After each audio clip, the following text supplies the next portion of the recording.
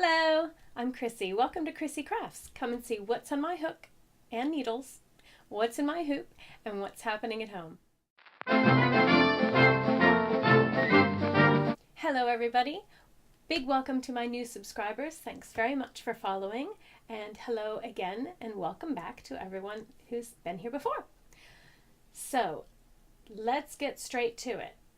The kids are on holiday. They're both out with friends right now, so I've got a very limited amount of time that I can natter away to you. So let me just show you what I'm up to before they come home and chaos reigns supreme. I was a crafting machine the past few weeks. The end of term and knowing I was going to have very little time to myself meant that I needed to get a lot of things completed before the kids broke up for the summer. And I made a lot of gifts, and you might remember from my last YouTube video I was in the process of finishing up some projects, which I did. So strike one for the life is one big whip. Boom, I got it all done. That rarely happens. That's why I'm showing off about it, because normally I just never achieve everything I want to achieve. But I did this time. Yay! So what did I make? You remember the Raffia bag? I gave that to a teacher, and then, well, that's the thing. I've given everything away. So I'm going to rely on photographs, which I will insert at the right moment here with a lovely voiceover so I can show you what I did. I did do another Spun Gold Shawl. Here's the one that I made. You remember this one? Lovely Spun Gold Shawl by Kat Goldin. So I made one for a teacher in the softest, most gorgeous Juniper Moon Farm yarn. It was called Harriet. Photo.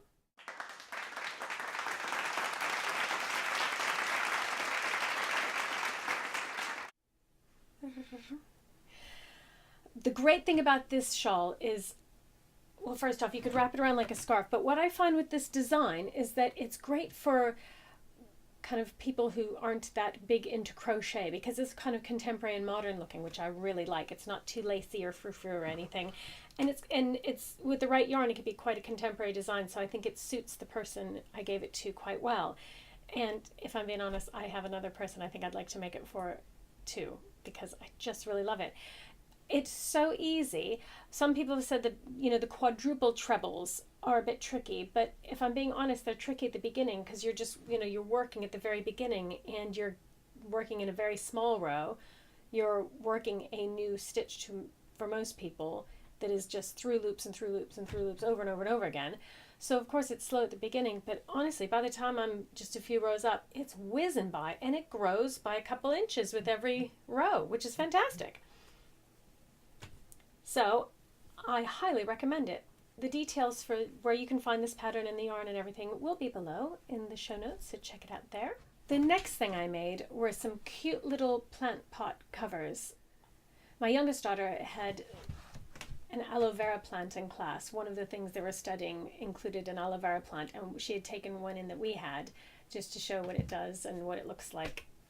And so our big aloe vera plant had a lot of little babies, and so she wanted to give the teaching assistants in her class little aloe vera plants to remind them of when they were learning about the plant in school.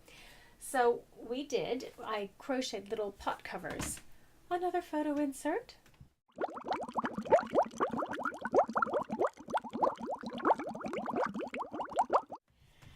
So I've done pot covers before, and if I'm being honest, a lot of them start with a circle on the bottom and then you work up, kind of like those containers that you can put pencils in or whatever. But I find with the plant pot, you're wanting it to drain, so if you water it, water's going to go through and soak the bottom of the yarn. Nasty. So I decided to make it a sleeve, kind of like a mug cozy, and I really had no pattern. I just did a chain and fitted around the individual pot, and then for some of them I did just double crochet around, like with the Raffia yarn, because that was all different colors. But then also I thought I'd try a granny stripe, and it was a lot of fun. It was really quick. So as you can see in the picture, it just made for a different type of pot cover. In addition to the Raffia, which again, it's a king coal Raffia, details below, and I talked about it last time, and I showed it last time because it was what I made the Raffia bag from. This is the Bliss Delphi cotton, like the cotton tapes, the cotton ribbon that's all the rage. It's slightly variegated. It's like it's hand dyed, so it was really nice to work with, and it made a really cute plant pot cover, and it's quite soft. And it has a little give as well, so I'm sure it could fit over different pots a little bit bigger, or I wonder if when the plant outgrows the pot, you could either use the pot again for a different plant, or I wonder if it would work on a mug. That's something to think about. Anyway, that was a really, really quick and easy make, but it was really sweet, and my daughter really loved giving it to her teachers. So another gift ticked off the list. Boom! I'm feeling all... You know, I'm not going to get anything done now until like Christmas time. Then I'll have a great panic and not get anything accomplished then. So this is my little victory that I made this one, so that I got all the things done. So once all the gifts were given, and I'll tell you what I gave with the gifts later on in the What's Happening at Home section, I started the infamous A Good Vintage cardigan from Simply Crochet magazine. I'd showed the colors last time, and I showed the cardigan.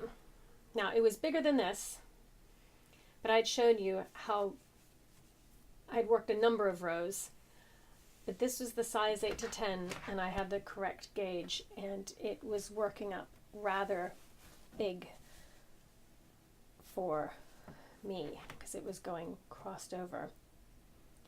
Now, up top, I'm a size 8 to 10, but not a tiny size 8, so I thought this is not an 8 to 10, this is bigger. And I wasn't going to change. I said at the time, oh, I'll just keep going and see what happens, and if it's oversized, it's oversized. And then my mom got in touch with me, and you should always listen to your mother. And she basically said, you will never be happy with that. If you put all that time and effort into that, you will be upset that it's not fitting you properly. Start again. Start another one. Don't frog this one. Start another one and see how that one goes. And I listened to my mama. So I started another one. I mean, she's right. I was just being lazy, and she knows that, so that's why she told me that. But she was also right in not frogging this one, because it's just deflating, isn't it? You just feel like, phew. But if I start another one, then I get that one going, then I start unraveling this to use the colors as I'm going along with the stripes. So that didn't feel so bad. So this is the second one that I've kind of based on a cardigan that I have that fits me properly. And it's, I don't know, 20 some stitches less than this. And I've just based it on that cardigan and kind of just kept wrapping it around me as I was hooking, because I don't know what else to do. This is, you know, I don't often make garments. But, yeah, this one ends here, and that's how much extra. Good grief, that's a lot extra.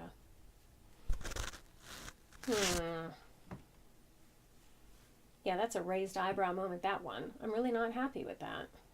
I'm going to start a segment. I think I will start a segment called the eyebrow moment. If something kind of rubs me the wrong way or gets in my goat, I'm going to give it an eyebrow. Anyway, but the colors are pretty, so at least this is going along much better. It's fitting me so far. I got the right side completed. I love how the colors are working up. And I wrapped it around and it's going well. I started doing the back and then the back went a bit wrong, so I had to frog it a few rows, well, a bunch of rows. But I'm all right with that. I'm all right with that because it's pretty. I'm freaking out completely about all these ends. I mean, that's just really, really annoying because I know I'm going to have to sew all those in, and I really... There are certain things that just annoy me to no end, just more than it should, but it gets to me. And that's one of them. I just really, really hate weaving in ends. I know people, I might have said this before, I know people send quilts away for like quilting. I mean, they make the whole quilt top, but they don't actually quilt it. They send it away for some long arm quilting and somebody will do it for them. I'm thinking there is a business idea out there for weaving in the ends. Somebody who likes doing this kind of thing and sewing in the ends, I would happily pay someone to sew in the ends because I just find it annoying. There's a one for Dragon's Den, hey? I'll get there.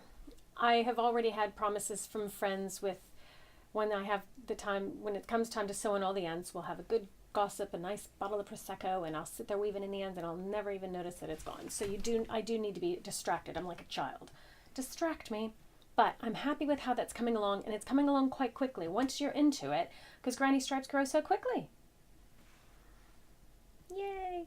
It's using DMC Just Cotton yarns, which I had most of it in my stash. I just had to get a couple more balls of the taupey color for filling in. So that, I was hoping I would have this finished for Fibre East, because I'm going to Fibre East on Sunday. It's up north in Bedford, well, north of London, north of me. I don't really know where it is. I just looked it up on a map, and I'm going to drive there and go and see some friends while I'm there. I was hoping to wear this, but when I had to frog the back, I knew it wasn't going to happen. So I'll choose something else to wear, some shawl or something. And then I'll take this on holiday. We're going on holiday soon, and I'm starting to think about what types of things I could take on holiday with me. We're going to a hot place, and so I don't want wool. I want this because it's cotton. Nice soft cotton, cool yarn. I have my Circle and Squares Granny project. I had everything to hand. I've made some changes in here. I have my crafty basket of love that I made a few years back. I painted this basket. My friend Ashley from Lazy Daisy Jones did a fantastic tutorial on how to paint a basket, so I did that, and I made the lining. And I thought, well, that usually holds a bunch of yarn, but I thought I'll keep all my video accessories in it, and I keep it there, and I put everything in it except for this. So this is down here. This is my Circle and Squares Granny project I've shown a few times before, and I want to get it finished because I've had this way too long. So I'm taking these on holiday, all these little squares, and I'm going to sit and drink sangria and make circles, and hopefully that'll be done soon. And then the granny square thing, I am going to also take the Match and Move shawl, What's on My Needles. I'm not even going to intro that, and I'm not even going to show it to you because there's nothing changed from last time, because I was the crafting machine making gifts and I have not touched my knitting needles. So I'm taking that with me so I can practice my knitting and get better at it. Hopefully next time I talk to you I'll have made some progress on that, and I could show you that I'm improving on my knitting. One more bit of yarny goodness to show you are recent purchases. You can see them behind me on the wall of Yarn Love. I have here the latest from my friend Sarah of Annaboo's house. Look at that label. Isn't that cute? This is her sock yarn, superwash merino and nylon. She uses all natural dyes, and this one is chlorophyllin, I hope I pronounced that right, and indigo and coreopsis. I might be butchering those names, but who knows? They're all natural, but look, she had put a picture of this, I think, on Instagram. I have shadows, and I have bright light, and I have cloud, so there's no good way to show you this. Maybe back here is just the best way. It's soft, soft yellows and greens and a touch of a bluish, duck egg bluish tone. It was just so pretty and soft. I thought, I have to make something with it.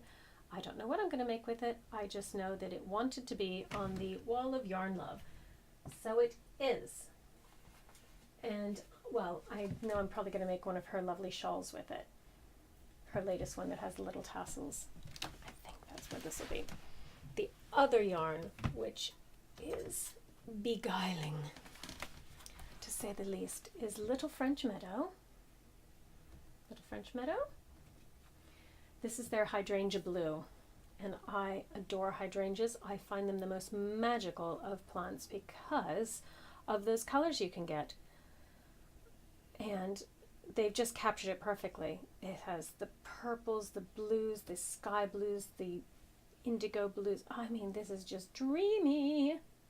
So I got 2 skeins so I could make something bigger with this, shawl-like or something. Oh my gosh. This is one of those ones when you open the package you could give a little eep because it's just so pretty. And this is the Saint Savin fingering, Saint Savin fingering, how the Americans pronounce it, but I'm sure it's Saint Savin fingering. 75% superwash merino and 25% nylon. It's really lovely and soft anyway. Doesn't feel woolly at all. It's not itchy, but it is pretty. So now, what's in my hoop? I made some embroidered teacher gifts as well. I'll show a picture of one of them. This was for the music teacher, my eldest daughter's harp teacher. And last year I stitched her a harp. I embroidered a harp for her. And this year I thought I'd do a little lavender sachet with a treble clef with some ribbon embroidery. And I think she really liked it. And so the piano teacher gets this tiny lavender sachet. This all uses lavender from our garden as well, which is really nice. I love being able to use everything homemade and harvest the lavender and dry it. This is, there's just, anybody have any tips on lighting? I'm just rubbish.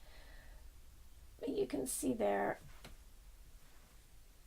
it's a little lavender sachet stitched on some vintage linen that I picked up at some vintage fair, and it's a treble clef with some little silk ribbon French knots and some little silk ribbon green leaves. And then the music notes, I did silk ribbon roses and French knots for the one at the bottom.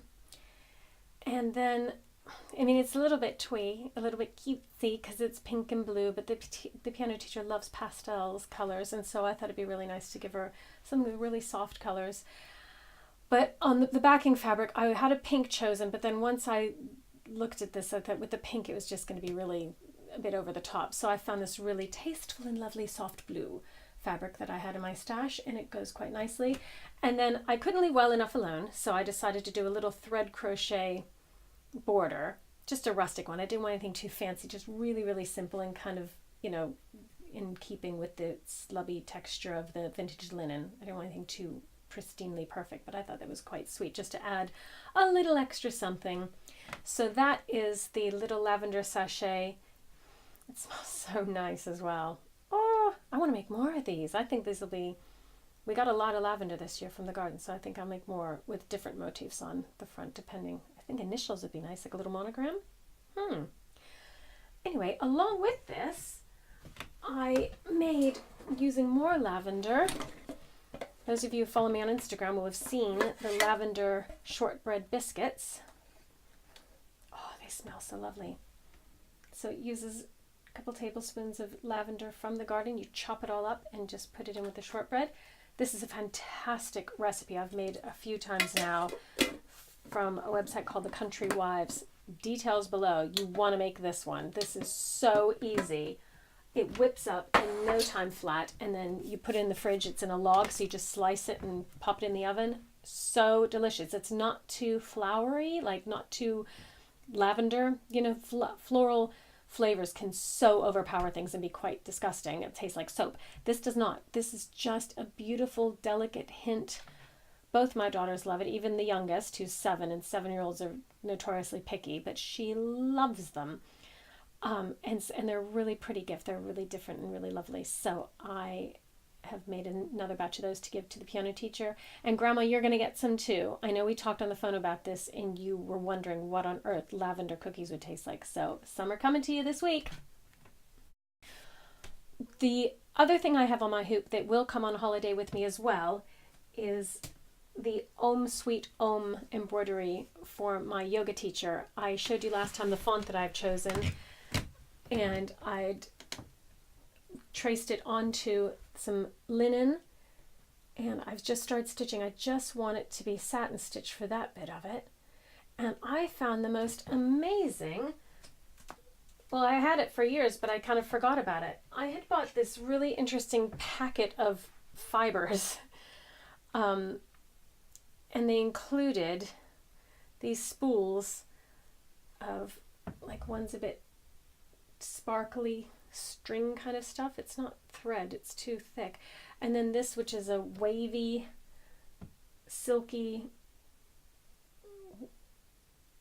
I don't know what you do with that either, but they're just pretty like that. But then also, and this is a tangled mess because this is how I found it. This was a skein of twisted silk. Well, it's not silk though. I think it's like a man-made fiber, so it's not all silk. Vegan friendly. But it's silky in texture. It's like a thick string, but it's very shiny. It's teals and purples and, you know, kind of olivey greens, and is glorious. And I looked at that, I thought that would be so perfect because they're the colors my yoga teacher loves, and I thought that looked nice. But I wasn't sure because this is like a string almost to, I didn't know if I could separate it, but lo and behold, it's a bunch of strands. So I cut off a length and I thought I'll just play around with this and see what works because it's twisted and everything. So I took some strands of that and I've been stitching with it. Oh, it's lovely. It gives such a lovely sheen. So that is coming on holiday with me so I can finish it. I'll stitch this thing and then I'll probably put some flowers or something around the edge as well and make it look really nice, and then frame it in probably a hoop that I cover with some washi tape like I did for my friend Jules' present from a few episodes back. The one thing I'll say, I've been asked a few times by budding stitchers what kind of pen do I use to trace and water soluble and this and that. I am so lazy. I think that's pencil. It's either pencil or like a ballpoint pen because that's what I had to hand. I know when I know I'm going to cover something up, I don't need any fancy embroidery pen that costs, you know, a lot of money. I just grab what's closest by. Most of the time it's some child pencil, like with flowers on it or a sparkly pen or something like that, and I'll just do that because I know I'm going to cover it up. And then the lines you see here are guidelines to keep my satin stitches straight, because otherwise if you start on one end and start going across, they'll lean one direction or the other. So I usually use guidelines. I talked about that in my, the satin stitch tutorial. If you see the stitching tutorials that I do, the little brief videos down in my collection below. So I'm really happy with how this is going. I really want to keep working on this. Right when I was really getting into it, I had to stop and do all the teacher gifts, but there's really no time limit on this. This is just a thank you to my teacher for just being awesome. So, okay, I think that's all from me today because the kids are about to come home any minute now and I need to skedaddle. So we're going to be on a holiday and they're going to be around. So this might be the last little video I do for a number of weeks. But hey, we'll see. I'm going to Faber East on Sunday, so maybe I'll be able to upload some little video after that or check out my Instagram feed because I'll have things on there. I'm really looking forward to it. I'm going to take something else on holiday, so that's my kind of excuse for going to get another skein of gorgeous artisan yarn to take on holiday because, you know, I don't have enough to do on holiday. So wishing you all a fantastic rest of your summer. Thank you very much for visiting with me today, and I'll be seeing you soon. Bye!